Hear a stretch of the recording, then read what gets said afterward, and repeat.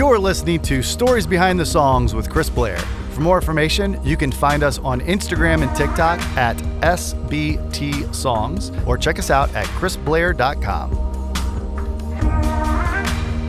Hey, what's up, everybody? Chris Blair here with another episode of Stories Behind the Songs, and today I've got Will Bundy on here. Will is such a great dude. He's written songs for Thomas Rhett, Brad Paisley, Luke Bryan, Keith Urban, Cameron Marlowe, Ella Langley, Justin Moore, Jason Aldean, so many more. He's just really, really great guy. Today, we're going to dive into his first number one, which is Half of Me. We're also going to talk about how he moved to Nashville and kind of got into the demo production and being a track guy, and he's going to share some great advice. It's a great episode. Let's get to it. Here is Will Bundy. All right, well, we are back in Nashville with Will Bundy. How you doing, buddy? Good, man. How about you? Good. Thanks for coming in. There's so much to dive into. Man, you've written songs for so many different artists, and you've had an awesome career. Let's just kind of go back to the beginning. You're from Bristol, and how'd you get into music? Dude, I grew up, so I'm like from Bristol, sort of like the closest like city, quote unquote, from like a little town, Lebanon, north of there.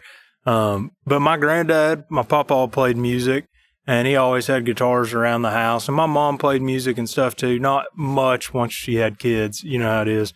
But I was probably like 10, 11, and just had always like loved music. And then just picked it up, like being out there at his house and be like, pick up a guitar and bah, bah, bah, and he's like, well, here, like, let me show you a G chord. And then, you know, from that ended up playing in church and starting bands and stuff and, you know, just playing through school and all that, you know how it is. And sort of got that bug, like it bit me pretty hard. Yeah. Yeah. Yeah. And then you moved to Nashville, like basically right after high school? Yeah. So, well, yes. So I went to community college a couple years back home, but I'd started community college young. I mean, I can give the whole backstory there, but I was in high school and stuff, and I hit a certain point where I was like, man, I was playing music a lot, and I was also mowing yards. I had a lawn business and my family cattle farms. So I was like, had all these things going on, and I was like, you know, I got the, you know, the itch to sort of homeschool high school, the back end of high school, because at this point I had caught the music bug and I had stopped playing sports. So like it got to the like ninth grade, it was like growing up I had played all three sports, you know, well, the major like baseball, basketball, football, and then sort of over time taper down of being hooked on them as much, because I was just like, wait a second, I knew that I wanted to do music. So I filtered out, started homeschool and stuff, and then went to community college pretty young. And once I finished, went to a couple years of community college, I was like, you know, either going to go on and get a degree, like a 4-year degree, or I wanted to do music. And I was like, I remember talking to my dad, and I was like, I knew that I either was going to farm cattle and do that or do music. And I was like, well, I know like Belmont has a music school, or the other side of the coin was I was going to go to Virginia Tech, which has an ag school, which is like where my dad went and a bunch of people I know. And I remember talking to my dad, and my dad was sort of like, well, I mean, sort of feels like you just need to go try it. Like, he was like, if you want to farm, he's like, you know, and do this, he's like, you already got the job. You just got to commit to like, no, this is what I'm going to do and invest in that. He's like, if you want to do music, it feels like you sort of just need to do that. So I moved down here. I was like 19 when I moved down. So yeah. So they were very supportive. Yeah, they were. It was like, I would be curious what like their internal dialect was, but like to me, they were very like, oh man, like you got it, go do it. Like we know, you know, that you got that in you.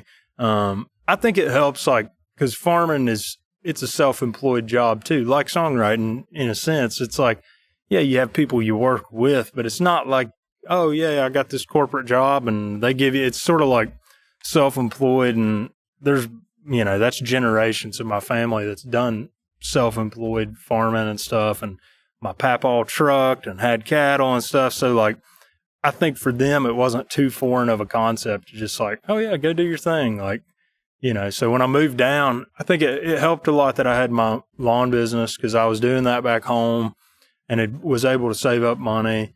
And then once I moved down, I started mowing yards, and I would just like, just trying to find, there were some apps, like I'm trying to remember, like Thumbtack or whatever, where I was just trying to pick up enough. Cause the great thing about that is when you're doing it on your own, you make your own schedule. Yeah. So the guy, that I first moved in with, a couple guys, Blake Rackley and Stephen Elrod, we all wrote a bunch of songs. Lydia Vaughn, who I know we've played here together, we've written hundreds of songs at this point. She was one of my first co-writers. Yeah. So it was like I was writing with those guys all the time when I first moved to town, but I would mow grass. I would get up real early, get up 6, whatever, as soon as, depending on the season, light enough to where you weren't going to get flipped off by the neighbors to start mowing and go mow, till noon or 1 or whatever, and try and have people write in the afternoon at just our house there. We lived off of, let me think, Old Hickory Bell Road right there, sort of Brantioch, in between the two there by Nolansville and stuff. Yeah. Yeah. It was a awesome. good time. So when you moved here, did you have those connections with those guys that you roomed with already, or like? Yeah, what? I would say the only connection was I had met those two dudes and like a person or two more around town that they didn't, we were all in the same boat of just trying to get in. Yeah. But I had, I don't tell this much, but at one point when I was like 17, 18, I'd like most people would try out for American Idol or something, just like trying to figure out, how do I do music, So the best thing that ever came out of that for me, though, was just making some friends, because it was all a bunch of young people that are also in the same boat of like, hey, I want to do music, and from small towns and stuff, and really probably didn't have a connection but I met those guys, and Steven and I really clicked on there, and Blake too. And I remember Steven was like, hey man, like we got to talking, we both knew we wanted to move to Nashville, and we sort of realized like, oh, TV shows aren't really how you make it in the music business. This is just like, it's a TV show, which is great. It's, it's a good launch pad for a lot of people, but we were like, we got to go, if you want to surf, you got to be where water is, sort of. And, anyway, so we were like, well, dude, let's try and room together. And we started making trips up and looking at places and doing. And so that really helped. I think it was like, it helped having buddies like that were in it, where you didn't come to town. I mean, we didn't have any real connections, but it was like, you had enough to where we knew like, well, we just got to write a bunch of songs. Yeah. So we literally, like, day one, I remember the first day I got there, and like, it's hilarious looking at it now, but like, he had written with a friend of ours, and they were sort of trying to make a little demo, and I got there literally like that afternoon. I had driven down that morning, and they were like, oh, do you want to play guitar on this demo? And I was like, this is it. We're doing it. I made like, it. Yeah. We're in, which is funny looking back at it now, but it's like, I think all those are massive building blocks of like being able to, build to where you are now. Absolutely. Yeah. I want to touch on that because you bring up demos, and I think like, there's, I want to dive into at least a couple songs because again, you've gotten cuts by so many great artists. But I think one of the cool things is like you kind of fell into that demo world and producing. Yeah. And that's a little twist to a lot of the people that we have on. Yeah. So talk about that and like how you dove into learning Pro Tools, Logic, whatever it was. Yeah. So it sort of started weirdly enough, and I never intended to, I wasn't like, oh, I'm going to go produce records in Nashville. I totally was like, like everybody, like, I'm going to be a rock star and write hits and play hits and do the whatever, and I think part of that probably like before you get to town, you almost just don't even realize the other sections of the business, almost like, they exist, but you just don't really get it. But when I was back home, I was always just trying to make music. When I was like 15, 16, I'd got a computer. I'm tracking into GarageBand, I'm literally miking up drums, trying to make the crappiest like little records you can imagine. And, which is funny. I never even thought of it as like, oh, you're producing these things, but I was, but it was more just a vessel for me to make music. And then when I moved to town, I had realized real fast, well, you got to have demos. Like, work tapes are great. It's good to have a good work tape, but you need demos. Yeah. And especially like when you start to get to like a pro spectrum of things. So I realized that fast, just being around guys. And I got to work with like some other young track guys pre-deal and stuff.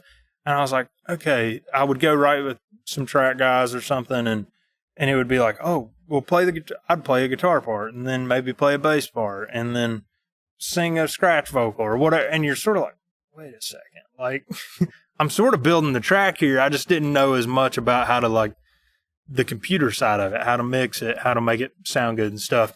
So I realized I couldn't pay for demos because I didn't have a deal. I was mowing grass. It wasn't like I had a plethora of cash around. So I got the bug for it. And we had met a guy, my roommate Steven knew Forrest Whitehead, who at the time, that was around the time of that first Kelsey record. Yeah. And Forrest, such a sweet, helpful dude. And he was so encouraging. Because it felt like there was just such a disconnect for me of like where my demos were that were not good, and like the radio and records. And a lot of that in my head, I was like, well, the radio and hits and stuff that's being made by the best session players, and they've got $1 million studio, and Dan Huff's cutting it. And like, of course my stuff isn't going to sound like that. And then I remember sort of meeting Forrest, and this was early into me like messing with demos, and I was just making like sort of vibey little beat and acoustic guitar demos at the time. And Forrest was like, well, this whole Kelsey record, I sort of just made at my house. I mean, I think he had players and stuff too, but he was like, dude, a lot of that's just me and Logic making the beat, and then maybe have a drummer in the chorus. And I was like, oh, wait a second. Like, I was like, you can make it sound like the radio, like without. I was like, and then I was just like obsessed with trying to get to that point. I was doing, just spending an unreal amount of hours every day. I got watching YouTube videos, doing mixing, remixing demos, and just over time. And even at that point, I wasn't like necessarily trying to make records. I didn't even think that was the goal. I was still just trying to make better demos. Yeah. Like, okay, how do I make it sound like the radio so somebody will want to cut it and put it on the radio? And at that, it just started to evolve to where the demos gradually got better, as they should, just with the amount of time you put in over years. And then buddies, other young writers would be like, hey, can I give you $100 to do this demo? And I was like, yeah, please, like 100. And got to the point where I started doing enough demos and stuff. I was like, oh, wait a second. Like, I think I can stop mowing yards. And I was like, this is a thing now. I was like, I felt like I was getting close to like getting a pub deal, but I was making enough money for my income with doing demos. I was like, if I'm charging a few $100 and I do this amount of demos every month, like I can pay my rent and this, and I had it figured out, and I was like, okay.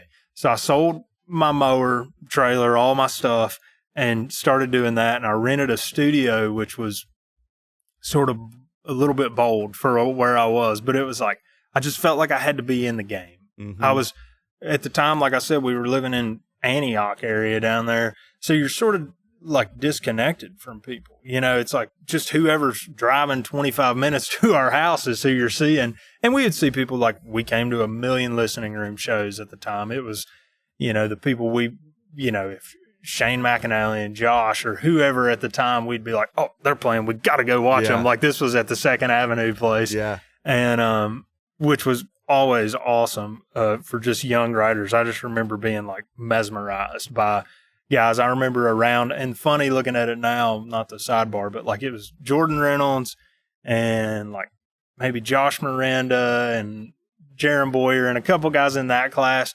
They're all right. And they're great, obviously. But at the time, they really didn't have hits, which as a young writer, you didn't even think about because they had cuts. They're playing Aldine cuts and Keith Urban cuts and stuff that weren't radio songs, which probably to them, they're like, oh, we don't have singles. But like to us, we were like, oh my gosh, they've written so many smashes and they're up there just jamming, which was awesome.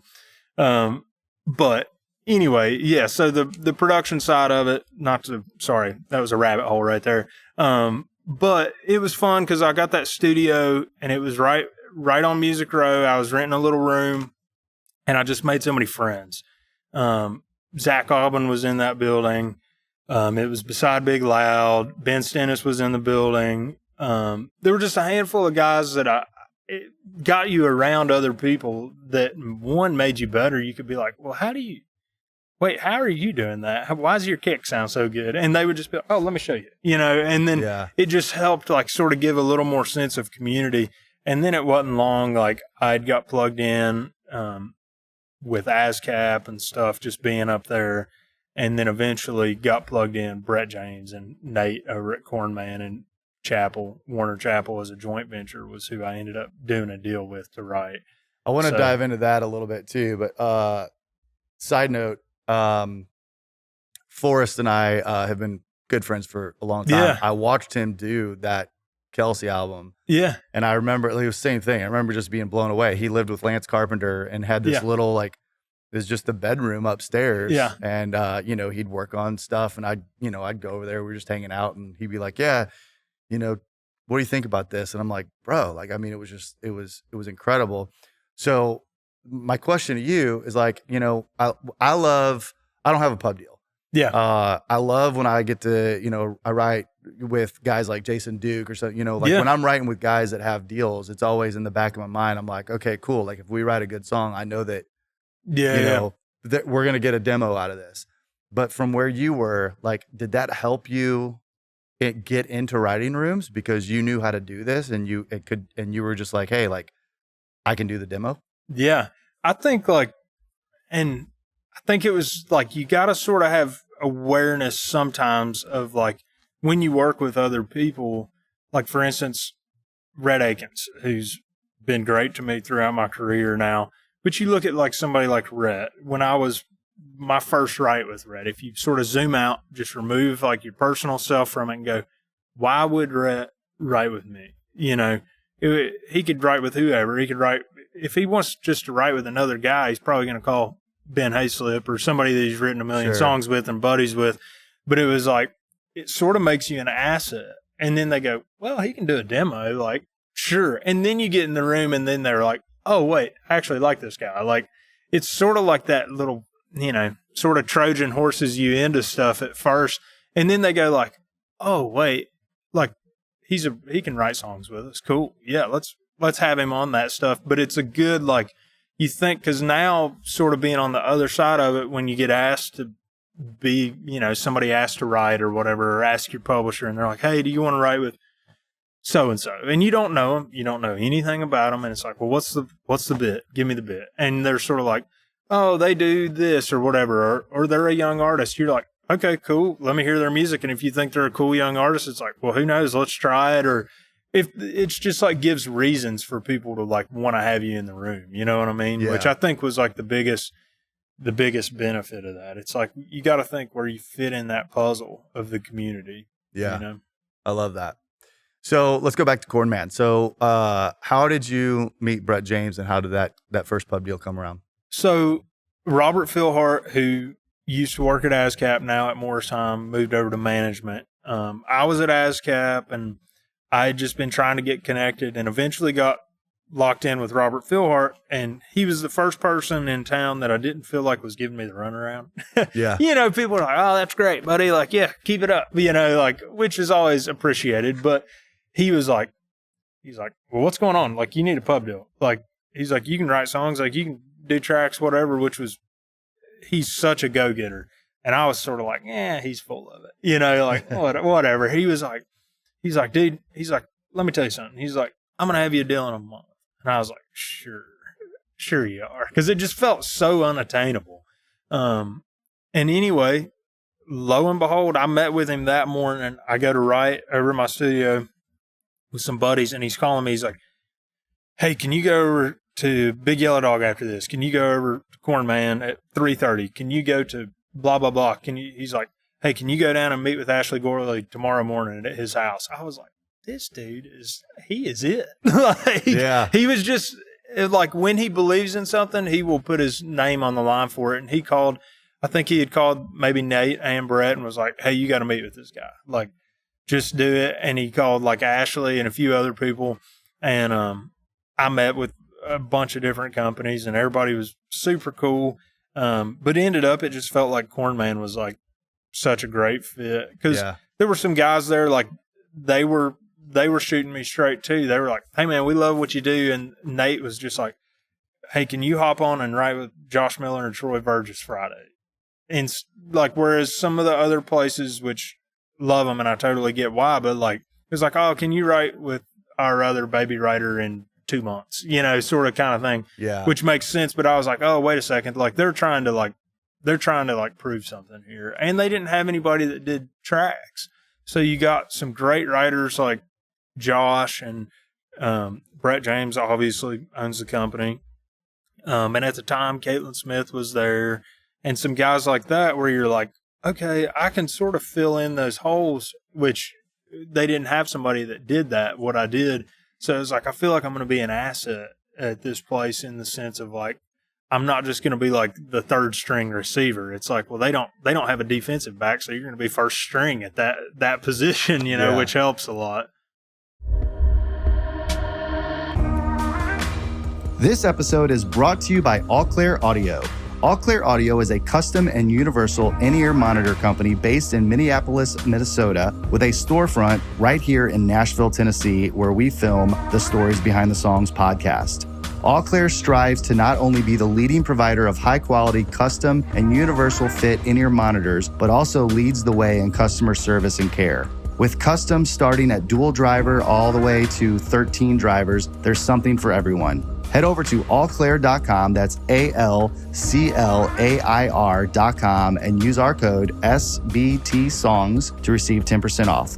Thank you for the sponsorship. We love you guys at All Clear, and we hope that everyone out there listening takes advantage of this and enjoys them as well. Yeah. Let's break down the track for all the listeners, because it's not a new thing. It's been around for a while. Pretty common now that you bring track guys into a writer's room and just get that beat going. But break it down for everybody that's listening that may not understand what that writing process is like. What is a track guy? Well, I think every person that would be considered a track guy sort of does it differently. You have guys like, let's say a Jesse Frazier. He's such an incredible, like, he comes from like the DJ world of everything, and he can make beats, and he does, and you go in and he's got cool vibes and just stuff that I would never have thought of. Like his creative brain works differently than me. And that is awesome. I'm sort of like the reverse of some of those guys, and everybody does it differently, but like very rarely do I actually have anything before. I'm usually go in and start more so writing on a guitar, and then it's like, say we get a guitar groove going, and then I'll be like, oh, cool, sort of get a little beat going for it, lay in the guitar, like just as it goes. There are guys who definitely have the approach of like having a vibe already, and honestly, like I write with those guys too, and it's incredible because it gives you, sometimes it'll just spark an idea that you wouldn't have had without that vibe. For me, I think that probably comes from like the world of like I was doing demos. So like I would just, when I started doing tracks, it was like we would write a song on guitar, and then after the song was done, we would just start doing a demo for it. Like I didn't as much come from the school of like, oh, build a beat, let's write to it. But there's definitely value in both. Yeah. I mean, those guys bring something to the room sometimes that just like keeps the energy up. Yeah. That I wish I was better at. But I'm probably a little more like I sit down and play on guitar and then start making a track after that. Well, I mean, I would say you're pretty good at it, because isn't there a story with Ella Langley that you did the demo and then like that ended up like just being what was put out? Is that right? Yeah. So a lot of that Ella stuff, that started out just as a co-writing relationship. I think Maya Hansen had called me, who worked at Sony and was Ella's song plugger, all that. And she called me and was like, hey, like your country, like I've got this young girl, Ella from Alabama, like you're gonna love her. Like y'all got to write. And anyway, so start doing the demo on it. And the demos, I was just making demos that I thought would help sell the song. And then Ella called me and was like, hey, I want to put this out. And I was like, killer. She's like, will you produce it? Like, this sounds awesome. Like, yeah. And at that point, she didn't have a record deal or anything. So, for any young artist, it's hard because you're sort of paying out of pocket. Your budget's as limited as you can be, because you're spending money on the road. You're doing, you're trying to make something quality, but also not break the bank. So those were definitely ended up being pretty much those first few songs, like Country Boy's Dream Girl, Damn You, Hey Ma, I Made It, and some of those first things we did together were really just, I think I played most things on it. Miles McPherson, I believe, played drums on those. Like, I would just send him, he'd play at his house. Yeah. I believe I got Tony Lucido to retrack some bass.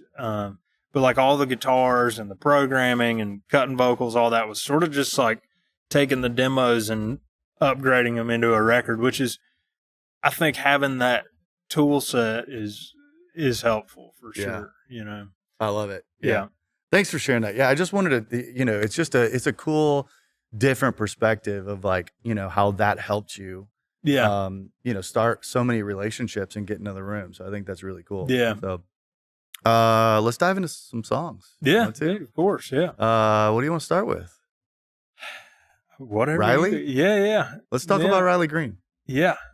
Riley's great. I mean, that dude's like the real deal. I think it's so interesting seeing his thing evolve now. And like the thing that I respect about Riley still is like, he's cut some great outside songs, but like some of my favorite songs of his are stuff that he writes alone, which sort of stands the test of like, yeah, he knows what a good song is. Yeah. Like that Jesus Saves song he put out this year. Mm-hmm. It's like, I heard that and I was like, well, all right, there you go. Like, because sometimes you have people in town where it's like, it's like they cut only their own songs or whatever. And you're like, oh man, like maybe you should listen to, or, some outside songs or whatever. But like Riley, it's like he's listening to outside songs and still turning around and going, oh, I wrote this one by myself. And yeah, it's pretty dang good. Yeah. Yeah.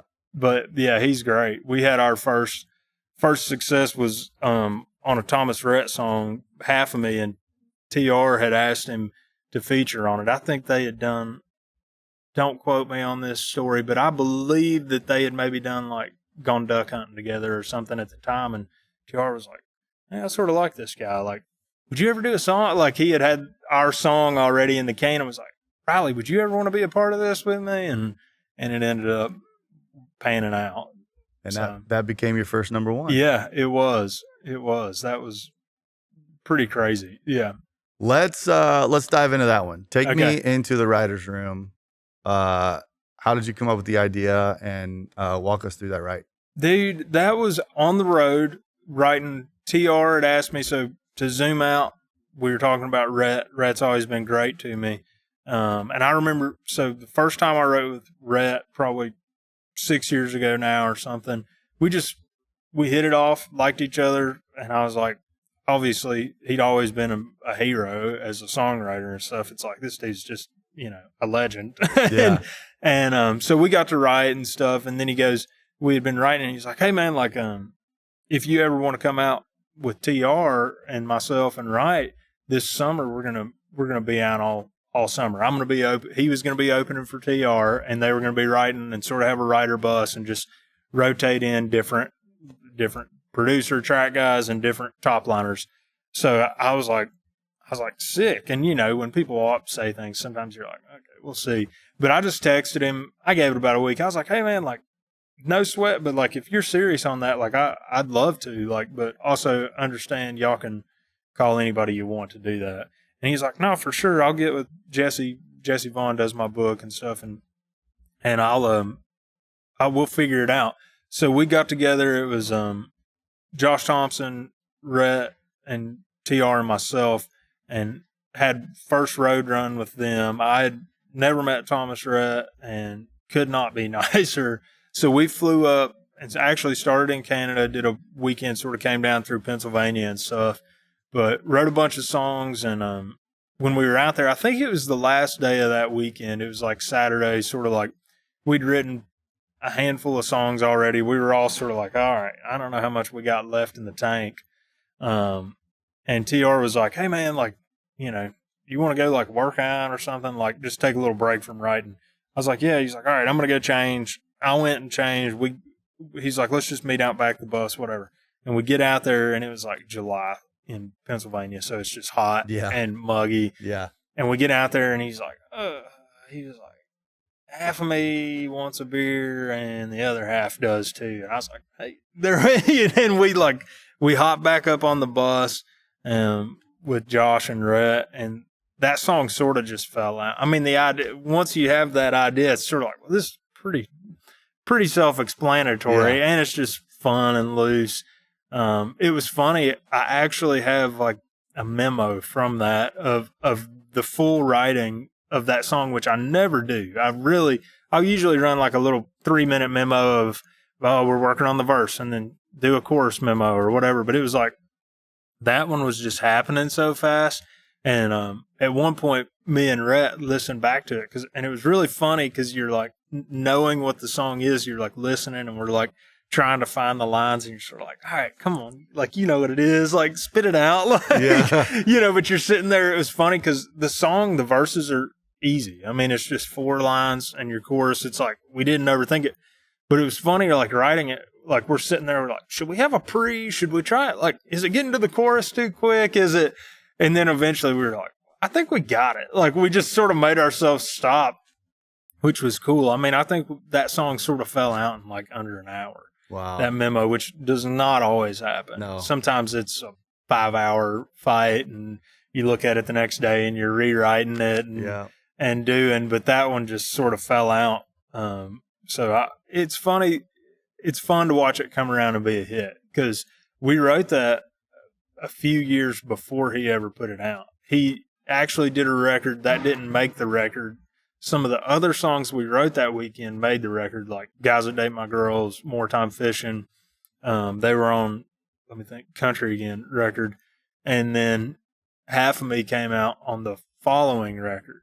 Because I was sort of like, once that Country Again record got finished, I hit Rhett. I was like, hey, like, I'm not trying to overstep here. Like, obviously the song's TR's if he wants it, but like, that Half of Me song we wrote was pretty good too. Like, do you think he'd want to pitch it to anybody? Like, if he's not wanting to do it, like, I think somebody would sing that. Like, it feels like a hit. And Rhett was like, let me check with him. Like, let me make sure. And he hit, and he's like, yeah, man, like, I don't care. Just send it.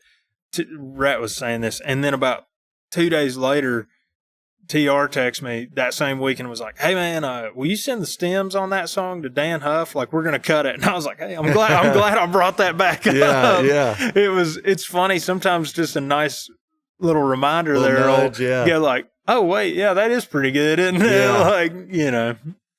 So then how was that ride for you, man? Like the first number one, it's I always love hearing, you know, everybody's got a different unique story, but you know, it's the first one that you're watching go all the way to the top. Yeah, man. I mean, it's obviously special and it's surreal. I mean, I still like wake up every day just like thankful to get to do this, because I mean, you zoom back to the front of the interview of where I started and trying to do music and stuff, and you're like, man, that's to actually be here doing the stuff you wanted to do and getting to do it with guys that you looked up to before you moved to town is like, it's sort of like, holy cow, I'm not homeless. This is great. Yeah. Like, you're getting to do it. So yeah, having that ring the bell, that was a pretty big, like, it sort of felt like, okay, you're doing it. I mean, that was like a big moment. And then it obviously just helps open a lot of doors beyond that too, which is just hopefully you can keep the ball rolling, you know? Yeah.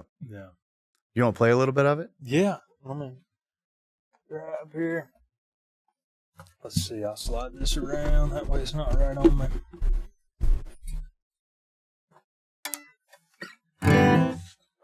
Let's see.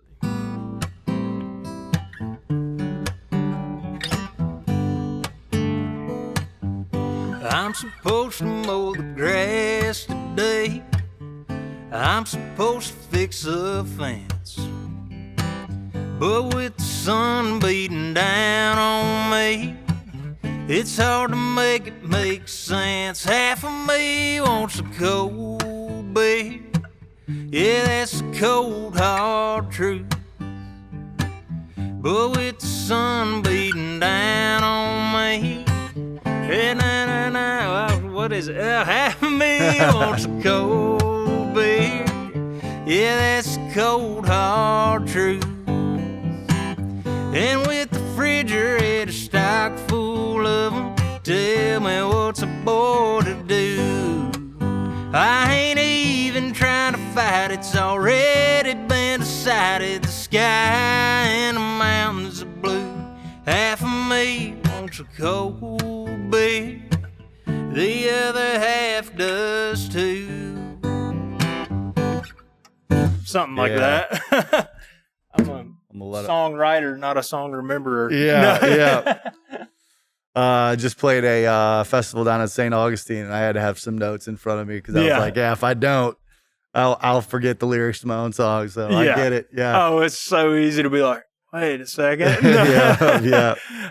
Oh man, such a great song. Well, thanks, man. Let's dive into one more. I don't know, like what if you had to pick? I mean, you know, you had a CMA nomination song with Ella. Like, what would be like your favorite story song? It would just like, you know, one of them that you're really proud of, and like the idea and how it all came together in the writer's room is just, man. That's a good question. Probably, I mean, this is probably just because it's so fresh. I just had one come out called Truck Still Works on Brad Paisley, which is cool. It was cool for me because obviously, you know, being a younger dude, he was massive influence of, you know, you're growing up, he is on the radio, you know, he's a superstar. So like learning those songs and stuff as a kid, but I was writing, and it all sort of happened quick too.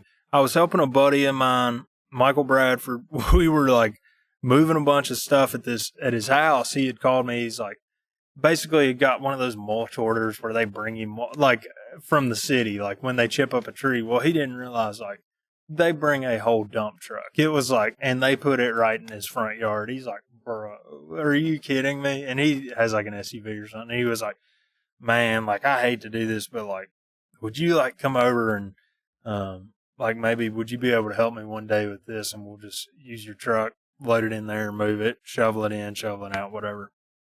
And anyway, so I go over there, I'm helping him, and we're sitting there, and it's like, well, the truck still works. It's like, you know, because you moved to town, it's sort of like you're just riding around Music Row and stuff. I've still got my farm truck from back home, and I was like, you know, we're like, hey, wait a second, that's a pretty good idea there, and I had it from just working, and went in and wrote it with some buddies, Hunter Phelps and Rodney Clausen, and ended up Jake Gear at Universal heard our demo and stuff, and was like, man, I've got a crazy idea. He was like, but let me run with it. So he heard that chorus and was just like, this could be like a Mud on the Tires kind of tribute, not like a, you know, spoof of it or anything, but like sort of like this could be like the continuation of that storyline, which I would have never thought of that. You know, it was like, we just wrote it as its own thing. And then they heard what we had started with and stuff. And he played it for Brad. And Brad was like, "Oh, this is genius." That on Jake's part, not our part, but it heard that chorus and was like, so they took our verses out pretty much, and Brad and Chris Dubois went in and just rewrote it all to point to Mud on the Tires, which was cool because that was like such a massive song coming up, and like who doesn't love Mud on the Tires? And then to go have that full circle moment of like, you know, now you have the song that's the follow-up to that you got to write with Brad Paisley. It is like, that's sort of bizarre. It was like really cool. It came out last week. I was actually playing here, and He was playing it at the People's Choice Awards, and I was playing it here. I was like, well, I'll watch the video after the show. I'll see how he sounded. Yeah. But that was pretty cool. Yeah. I think I gotta point this out for all the listeners too, because that came out September 27th. Yeah. But the same day that Brad Paisley cut comes out, you had a Luke Bryan cut the same day. Yeah. That was pretty special too. I mean, Luke's he's also such a legend and such a huge part of like, playing music and stuff for me. It's like, those guys of that class of Aldine and Luke and those guys, it's like, man, those were like records that I was listening to driving around in my truck when I was 16 and trying to pick up chicks or whatever trouble I was getting into. It was like, I mean, them and Justin Moore and different guys like that. It's like, it's really cool to come full circle and like get to be a part of their stuff. Yeah. But yeah, that was the Luke cut. That was a special one too. Yeah. I love it, man. What kind of advice would you give new writers when they come to town? Oh, that's a good question. One, it's a people business.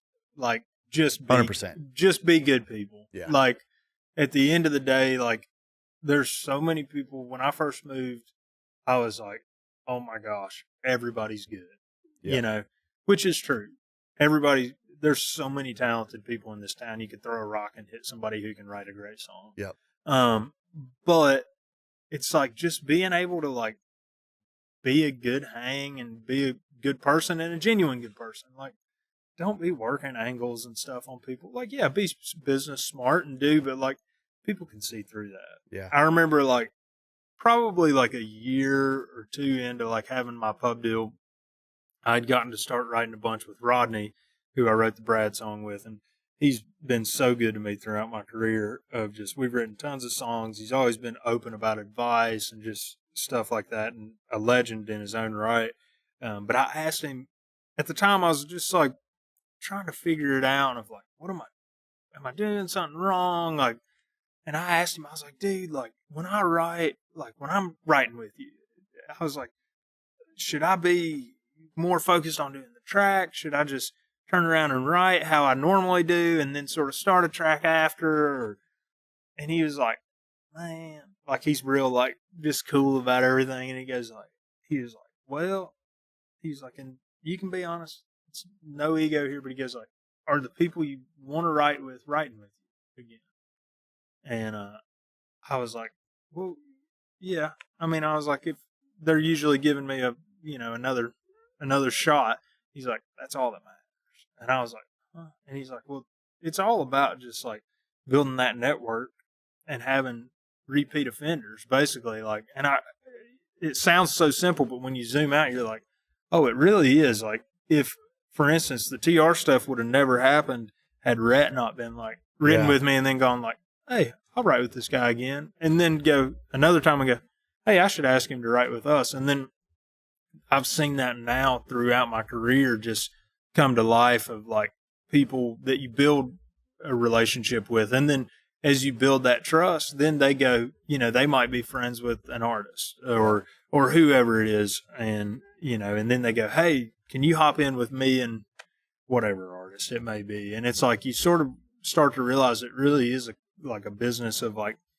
being able to work with people and just let them enjoy the process of writing a song together. Because if you're looking at it and like only happy about the results and not the process, like you're never going to be happy. Because I've written a lot of songs now and I've been fortunate to have a lot of cuts, but still in the grand scope, like it's like, dude, I've got over 10 times the amount of songs that have never been cut compared to the amount of songs that have been cut. Even though I'm very thankful, I feel like I've, had a lot of songs cut that I feel fortunate for. It's like, there's still a lot in the catalog. So if you were just enjoying this off of, oh, well, I got a Keith Urban cut, it's like, well, yeah, I mean, 1 in every 5 years. I mean, it's like you would just be like beating your head over the desk. Like which I have to remind myself that every day. Like you just you still have to just enjoy the fact that like you get to sit down with buddies and make music and like do something you like, honestly. Because if you don't like it, nobody else is going to like it either,